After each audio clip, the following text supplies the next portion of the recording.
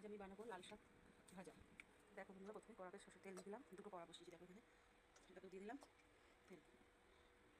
যাই হোক, এই কড়াতে আমি মুড়ি ভাজবো, আর ওই কড়াটাতে আমি দেখো কী কী দেবো। পেঁয়াজ দিয়েছি, লাল শাক ধুয়ে রেখেছি রেডি করে, আর এখানে রসুন থেতো করা আছে, শুকনো লঙ্কা আছে, কাঁচা লঙ্কা আছে, এই কালো জিরে আছে, ফোড়ন দেবো। প্রথমে কালো জিরে দিয়ে একটু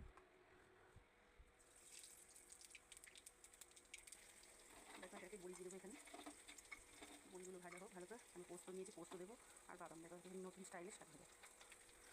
আর এখানে দিয়ে দিয়েছি দেখো সব গরমগুলো, শুকনো লঙ্কা, কালো জিরে, পেঁয়াজ আর রসুন ভাজা করছি ভালো করে ভেজে নেবো। এটা এর মধ্যে আমি শাকটা দিয়ে ভাজতে থাকবো, হতে থাকবে ভাজাটা। দেখো এই দেখো বড়িটা সুন্দর করে ভেজে নেবো, নিয়ে গুঁড়ো করে রাখবো। তারপরে বাদামটা দেবো, বাদামটা ভেজে নেবো এখানে ভালো করে।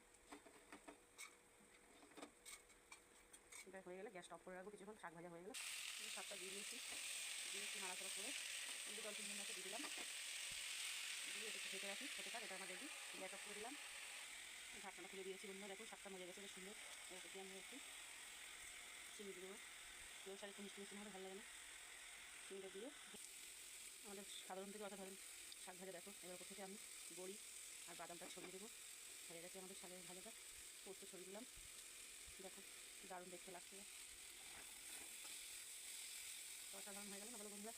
লাল শাকের কামাল। দেখো আমাদের শাক ভাজা রেডি, দিয়ে দিলাম গ্যাস। দেখো বন্ধুরা রেডি, প্লেটে আমি ঢেলে নিয়েছি। কত সুন্দর দেখতে লাগছে, দুপুরবেলায় গরম ভাতে জমে যাবে একদম। একটু কাসুন্দি বা একটু ঘি দিয়ে ভালোই লাগবে গরম গরম ভাতে। আর নাহলে শুধু খেলে শুধু যেমন মন চায় এক থালা ভাত খাওয়া হয়ে যাবে।